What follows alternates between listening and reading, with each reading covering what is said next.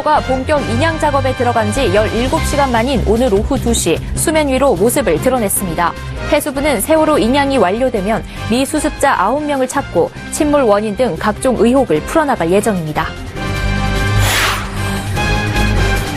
정부가 추가 지원을 하지 않겠다던 대우조선해양에 추가로 2조 9천억 원의 자금을 투입하기로 했습니다. 혈세를 쏟아붓는다는 비판이 나오지만 정부는 대우조선이 부도날 경우 국가 경제적 비용이 더 크다는 입장입니다. 미세먼지가 나날이 기승을 부리는 가운데 황사 마스크와 공기청정기 등 미세먼지 관련 제품이 특수를 누리고 있습니다. 경영난에 빠진 주유소에 폐업이 잇따르고 있습니다. 정유업계가 올해도 실적 호조를 이어나갈 것으로 전망되는 것과는 대조적입니다.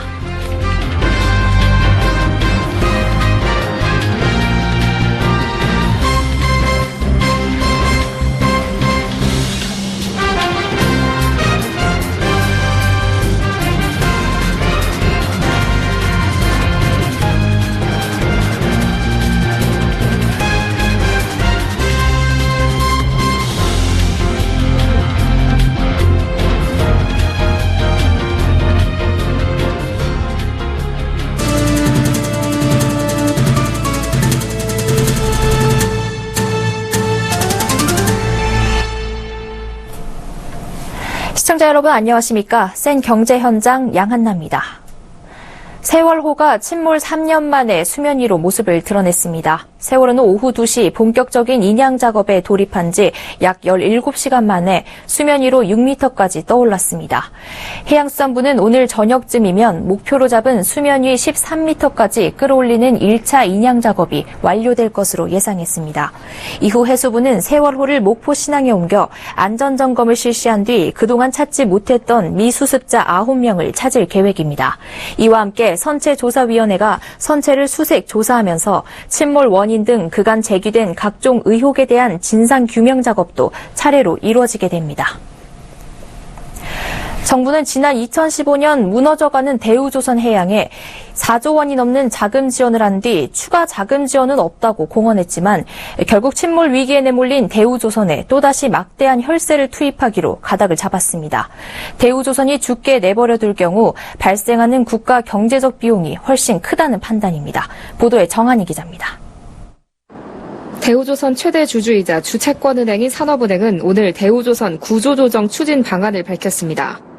산업은행과 수출입은행은 대우조선에 각각 1조 4,500억 원씩 총 2조 9천억 원의 신규 자금을 지원하기로 했습니다. 지난 2015년 4조 2천억 원의 자금 투입을 결정한 지 2년도 채 안 된 시점입니다. 지난해 115억 달러일 것이라던 대우조선의 수주액은 막상 뚜껑을 열어보니 예상치의 13%에 불과했고 대우조선은 당장 다음 달 만기가 도래하는 회사채를 갚을 수 없는 등 유동성 위기에 처했습니다. 이런 상황에서 금융당국이 혈세를 쏟아붓는다는 비판을 감수하면서도 추가 지원을 결정한 것은 대우조선을 당장 죽게 놔둘 경우 발생하는 국가 경제적 비용이 훨씬 크다는 판단에 따른 것입니다.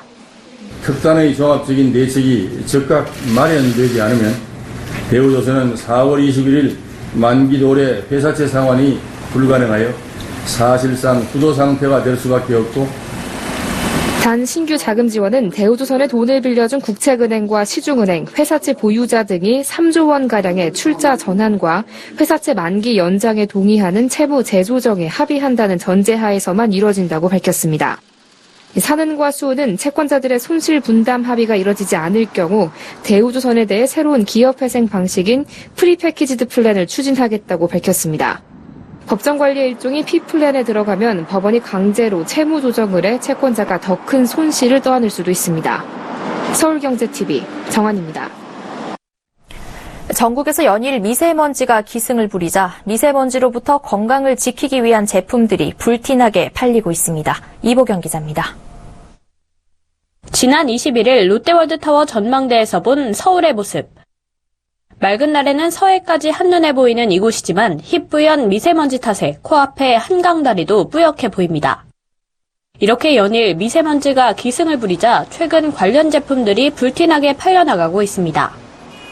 이제는 외출 필수품이 된 황사 마스크의 판매는 미세먼지가 기승을 부린 지난 13일부터 21일 전년 동기 대비 90%나 늘었습니다. 미세먼지가 단순한 미세먼지가 아니고 발암 물질을 비롯해서 유해 물질이 많이 포함되어 있기 때문에 가능한 마스크를 하는 것이 옳다고 생각해요. 얼굴에 뿌리면 미세먼지와 같은 유해 물질을 차단해주는 미스트, 두피를 깨끗하게 청소해주는 두피 스케일링 제품 등 미세먼지로부터 피부와 두피를 보호해주는 뷰티 제품들도 같은 기간 30%에서 50% 판매가 늘었습니다. 관련 가전제품들도 날개 돋친 듯이 팔려나가고 있습니다. 요즘 가전제품 매장에서 가장 인기가 좋은 제품은 단연 공기청정기입니다. 업계에 따르면 공기청정기 시장은 2013년 3천억 원 규모에서 올해는 1조 원까지 성장할 전망입니다. 미세먼지 때문에 문도 못 여는 생활이 잦아지자 롯데 하이마트의 의류 건조기도 이달 초부터 어제까지 판매량이 전년 동기보다 1,100%나 폭등했습니다. 최근에 황사나 미세먼지 때문에 좀 외부에다 지금 빨래를 좀 넣으시는 분들이 좀 민감하게 이제 생각을 하셔가지고 고객님들 문의나 아니면 수요 자체가 굉장히 늘어나고 있는 추세입니다. 베이징보다도 심각한 대기오염에 시민들은 건강을 챙기기 위한 자구책을 마련하고 있습니다. 서울경제TV 이보경입니다. 정유업계가 지난해 사상 최대 실적을 기록한 데 이어 올해도 실적 호조세가 이어질 것으로 전망되고 있습니다. 반면 일선 주유소들은 경영난에 폐업이 속출하고 있습니다. 왜 그런지 정찬신 기자가 알아봤습니다. 정유업계에 따르면 작년 SK이노베이션은 3조 2천억 원, GS칼텍스 2조 1천억 원 등 정유사 4곳의 영업이익 합계는 8조 원을 넘었습니다. 금융정보업체 FN가이드에 따르면 SK이노베이션의 올해 1분기 영업이익은 최대 9,675억 원에 달할 것으로 전망됐습니다. 전년 동기보다 15%가량 증가한 수치인데 나머지 정유사들의 실적도 모두 증가할 것으로 전망됐습니다. 정유사는 기름을 외국에서 들어올 때 들여오는 기간이 한 3개월 돼요. 기간도 길지만 그걸 저장 시설도 어마어마해요. 그렇기 때문에 제효과가 오르면 오를수록 마진이 많이 나는 구조예요. 한국석유공사 조사에 따르면 국제유가에서 두바이유 가격은 지난해 배럴당 평균 41.4달러였지만 올 들어 23일까지 평균 53.4달러를 기록하고 있습니다. 정유사들의 호실적은 계속될 것으로 관측되지만 주유소들의 폐업이 꾸준히 이어지고 있습니다. 한국주유소협회 조사에 따르면 작년 말 기준 전국 주유소 수는 총 12,010개입니다. 특히 작년 폐업을 신고한 주유소는 219개로 전년 폐업 수와 비교해 줄긴 했지만 여전히 많은 주유소가 문을 닫고 있는 겁니다. 주유소 업계에선 폐업의 가장 큰 이유로 수익을 남기기 힘든 박한 마진을 들고 있습니다. 휘발유를 리터당 1,500원가량에 팔면 주유소에 남는 돈은 50원 남짓입니다. 한국석유공사 유류정보 사이트 오피넷을 보면 오늘 기준 전국 휘발유 평균 가격은 리터당 1,501원입니다. 주유소 업계의 얘기를 종합해보면 휘발유 1리터를 팔면 교통세, 교육세 등 세금과 카드 수수료와 정유사 도입 가격 등을 빼고 52원이 남는다는 겁니다. 주유소에선 이 수익을 가지고 인건비와 시설 유지비 등에도 써야 합니다. 주유소 간 저가 경쟁과 지난 이명박 정부 때 도입된 알뜰 주유소 탓에 경영난이 심화됐다는 목소리도 나오고 있습니다. 일부에선 주유소도 공급 과잉이라는 의견도 있습니다. 전국 주유소 적정수는 8,000개 정도인데 현재 4,000개가량 더 많다는 주장입니다. 서울경제TV 정창신입니다.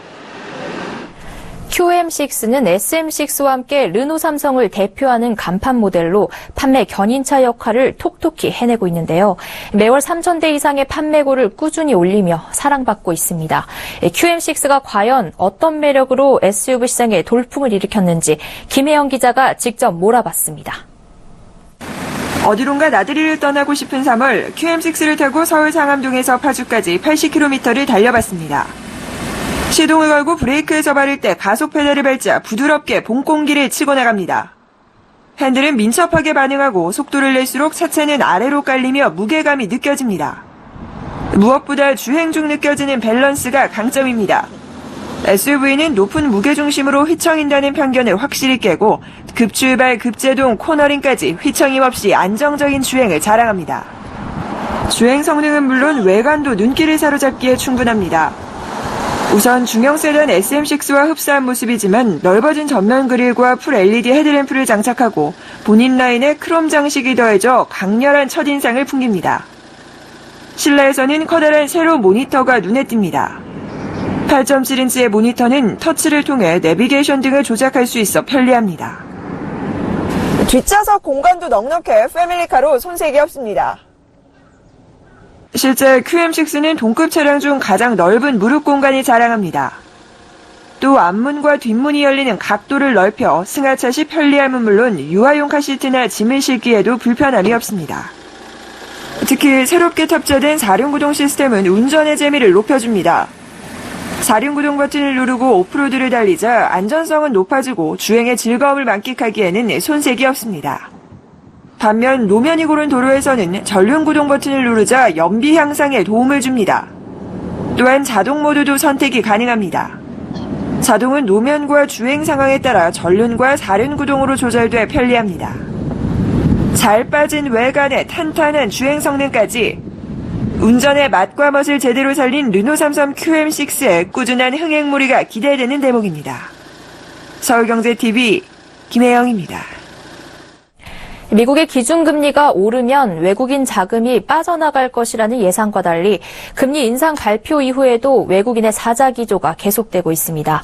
전문가들은 국내 증시가 저평가돼 있고 IT 업종을 중심으로 실적 회복이 기대되기 때문에 한동안 외국인의 매수세가 이어질 것이라고 보고 있지만 미국이 환율 보고서를 발표하는 4월이 고비가 될 것이라는 전망도 나옵니다. 김성훈 기자가 보도합니다.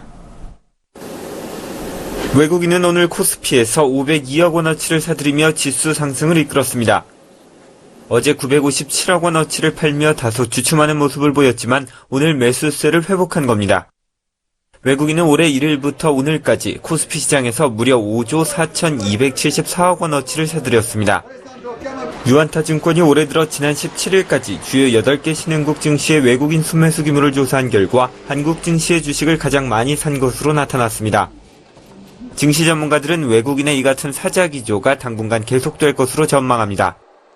주요국 증시 중 한국 증시가 가장 저평가돼 있어 실적에 비해 싼 한국 증시에 외국인이 큰 매력을 느끼고 있기 때문이라는 설명입니다.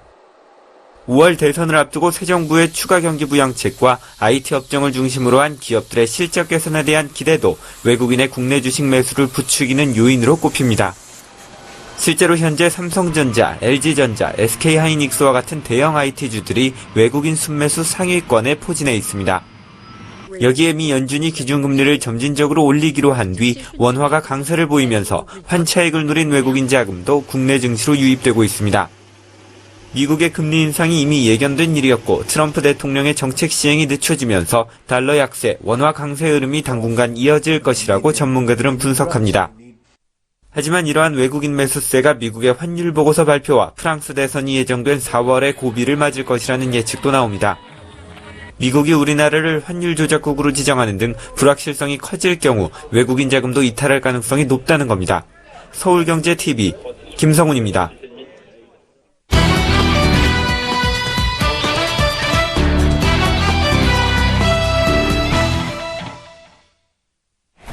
다음 달 실손 의료보험 체계가 개편돼 새 상품이 출시됩니다. 과잉진료 우려가 큰 진료군을 특약으로 빼 보험사들은 손해율을, 고객들은 보험료 부담을 낮출 수 있을 것으로 기대되는데요. 이와 달리 지난 2015년 보험업계와 한방의료계가 합의한 한방실손보험 출시는 여전히 답보 상태입니다. 무슨 문제가 있는지 금융증권부 정훈규 기자와 이야기 나눠보겠습니다. 안녕하세요. 네, 안녕하십니까? 네. 정 기자, 지난해부터 보험사들이 한방보험을 내놓고 있는데요. 이 한방보험과 한방실손보험과는 차이가 있다면서요? 네. 보험에서 급여나 비급여라는 얘기 많이 들어보셨을 텐데요. 비급여는 의료보험 혜택을 받을 수 없는 치료로 환자가 전액을 부담해야 하는 치료비를 말합니다. 만성질환이나 암 말기 등의 경우에는 수천만 원의 비용이 들기 때문에 통상 실손보험으로 대비를 하는데요. 국가건강보험에서 보장하지 못하는 치료비를 민영보험에서 하는 겁니다. 지난해 보험업계에서 처방이나 약침, 한방물리요법 등 한의원 치료비를 보장해주는 한방보험을 잇따라 내놓기는 했는데요. 이 상품들은 일반 병원의 비급여비를 보장해주는 실손의료보험과는 차이가 있습니다. 실제 손해액과 상관없이 미리 정한 액수만큼 지급하는 정액형이고 기존 상품에 특약 형태로 끼워 지급하는 경우가 많습니다. 일반 병원에서 진단이나 수술을 받고 한의원에 가야 치료비를 보장해주는 식입니다. 네, 이 실손의료보험의 경우 가입자가 3,200만 명이 넘어서 국민보험으로 불릴 정도인데 한방에는 왜 실손보험이 없을까요? 네, 지난 2009년 실손 민영보험이 표준화될 때 한방이 제외됐는데요. 한방의 경우 병원에 따라서 치료비가 천차만별인데다가 관련 통계도 많지 않았기 때문입니다. 실손의료보험의 비급여에서 한방이 제외되다 보니 비용 부담이 큰 암이나 중풍 등 오랫동안 입원해야 하는 만성질환들에 대해 본인 부담이 커졌고요. 이를 반영해 국민권익위원회는 지난 2014년 치료 목적이 명확한 비급여 의료비를 보장하라고 권고를 내렸고 보험과 의료계가 지난 2015년 한방 비급여 실손의료보험 개발에 합의한 바 있습니다. 하지만 한방진료비는 표준화가 어렵다는 이유 등으로 추가적인 논의는 제대로 이루어지지 않고 있는데요. 지난해 보험업계에서 한방 관련 보험을 출시하면서 일반 병원에서 먼저 진단을 받아야 한방치료비를 보장해 주는 것도 이런 이유입니다. 네. 그런데 이 한방이 아니더라도 실손보험에서 비급여 과잉진료 문제는 늘 있지 않았습니까? 네. 네. 이 때문에 다음 달 실손보험 체계도 개편하기로 하는 걸로 알고 있는데 이 보험과 한방 양측이 합의를 해놓고도 계속해서 같은 문제로 갈등을 하고 있는 이유가 뭘까요? 네, 보험업계에서 자동차 보험 문제로 한방 의료계에 날을 세우고 있는 상황인데요. 최근 자동차 보험에서 지급되는 한방 진료비가 크게 늘었습니다. 건강보험 심사평가원과 보험업계에 따르면 지난해 상반기 자동차 보험 진료비는 한 해 전보다 9.1% 늘었는데요. 이 기간 양방 진료비가 1.8% 증가한 반면 한방 진료비는 34.3%나 급증했습니다. 특히 한방 진료비 상승을 이끈 것은 처백이나 추나요법 같은 비급여 항목인데요. 비급여 진료비만 따지면 증가율은 45%에 달했습니다. 보험업계 관계자들은 보약을 지어먹는 문화가 사라지면서 한방병원과 한의원들이 자동차 보험 비급여를 통해 수익을 메우려고 하고 있다고 말하는데요. 특히 특정 병원을 지목해서 자동차 보험 고객 대상 마케팅에 열을 올리고 과도한 진료비를 청구하고 있다고 지적하기도 합니다. 보험금을 노린 도덕적 해이가 벌어지고 있다는 얘기인데요. 보험사들 입장에서는 안 그래도 실손보험 손해율이 높아 문제가 되고 있는데 양방보다 진료비 표준화가 어려운 한방 실손을 더 꺼리는 겁니다. 네. 통상 몸이 아플 때 일반 병원에서 진단이 잘 나오지 않으면 한의원이나 한방병원을 찾게 되잖아요. 보험업계 주장대로 이 한방 진료를 자동차 보험료 인상의 원인으로 볼 수 있을까요? 네, 한방 의료계가 자동차 보험 마케팅을 과도하게 하고 있다. 이 부분은 실제로 기준이 명확하지 않은 데다가 그 보험업계의 입장이기 때문에 일단 이 부분을 빼고 살펴보면요. 자동차 보험에서 지급되는 한방 진료비가 아까 30% 수준으로 증가하고 있다고 말씀드렸는데 차 사고 이후에 한방을 찾는 환자 수도 비슷하게 30% 정도로 증가하고 있습니다. 단순히 과잉 진료가 많아서 청구된 진료비가 많아졌다고만은 볼 수 없는 부분인데요. 또 자동차 보험의 경우 건강보험의 심사 기준을 따르고 이와 달리 적용해야 할 사항 등은 국토교통부가 고시한 자동차 보험 진료 수가에 관한 기준에 따라 적용하고 있다는 것이 대한한의사협회의 입장입니다. 또 한방처벽이나 약침술, 추나요법 등은 건강보험에서 비급여 행위지만 자동차 보험에서는 수가가 고시돼 있어 모든 한의 의료기관에서는 동일하게 수가가 적용된다고 주장하고 있습니다. 네, 한방 실손보험과 관련된 보험업계 갈등 상황에 대해 정은규 기자와 이야기 나눠봤습니다. 오늘 말씀 고맙습니다. 네, 감사합니다.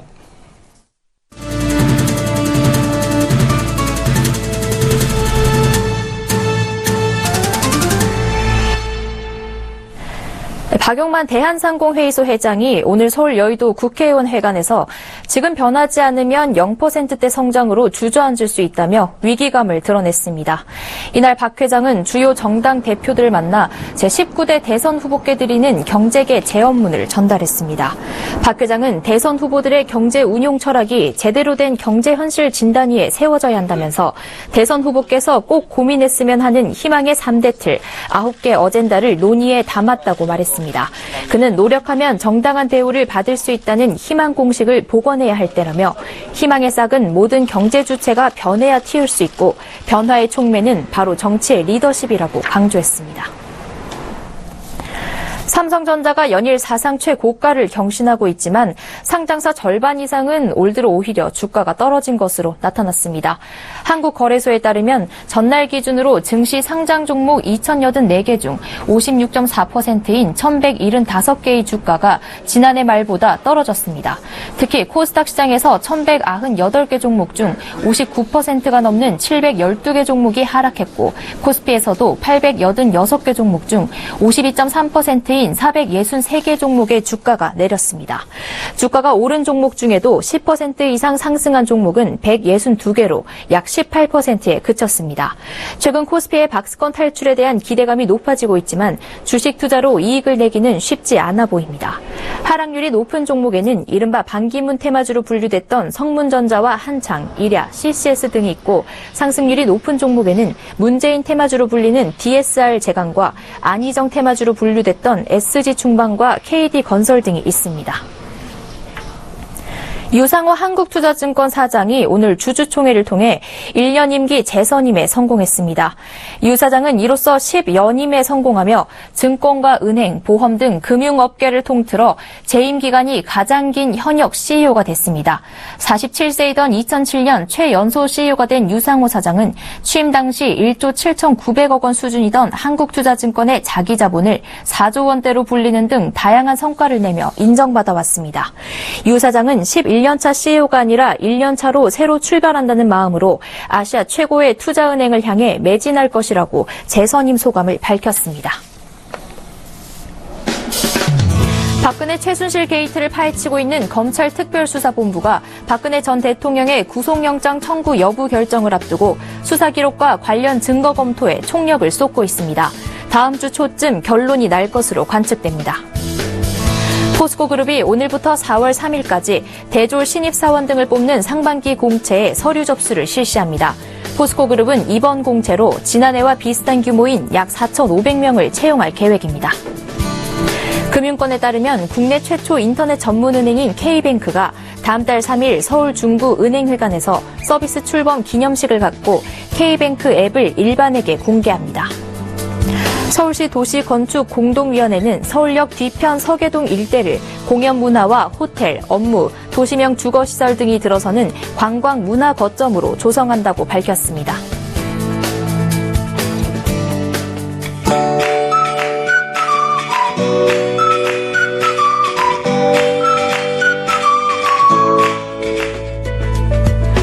안녕하세요. K웨더 라이프스타일 예보 윤진열입니다. 오늘 날은 포근했지만 중서부 지역을 중심으로는 미세먼지가 말썽이었습니다. 내일도 국내에 잔류하는 대기오염 물질의 영향으로 서쪽 지방을 중심으로 미세먼지 농도가 한때 나쁨 단계를 보이겠습니다. 호흡기 관리 잘 하셔야겠습니다. 그래도 날은 오늘만큼 포근하겠습니다. 내일 서울의 한낮 기온은 14도까지 오르면서 예년 수준을 웃돌겠는데요. 하지만 큰 일교차에는 주의하셔야겠습니다. 아침과 저녁에는 기온이 뚝 떨어지겠습니다. 내일 아침 서울의 기온은 4도로 오늘보다 조금 낮아 쌀쌀하겠습니다. 위성 영상입니다. 이 시각 현재 전국이 대체로 구름 많은 가운데 강원 영동과 경북 북부 동해안으로는 약하게 비가 오는 곳이 있습니다. 이 비는 밤까지 오다가 점차 그치겠습니다. 내일 우리나라는 고기압의 영향권에서 전국에 구름만 다소 지나겠습니다. 그럼 자세한 지역별 내일 날씨는 나절 예보를 통해 알아보겠습니다. 내일 중부지방은 구름 많은 가운데 대기는 건조하겠습니다. 아침 기온은 오늘보다 1, 2도가량 낮겠고 낮 기온은 15도 가까이 오르겠습니다. 동해안 지방도 종일 구름 많겠습니다. 낮 기온 울릉도 8도, 강릉 10도로 예상됩니다. 남부지방은 저녁부터 점차 흐려지겠습니다. 낮 기온 대구와 전주 14도로 오늘과 비슷하겠습니다. 물결은 남해와 동해에서 약간 높게 일겠습니다. 주말에는 전국 곳곳에 봄비가 내리겠습니다. 토요일에는 전국에, 일요일에는 남부지방과 동해안 지역에 비가 내리겠습니다. 주말 계획에 참고하시기 바랍니다. 날씨였습니다.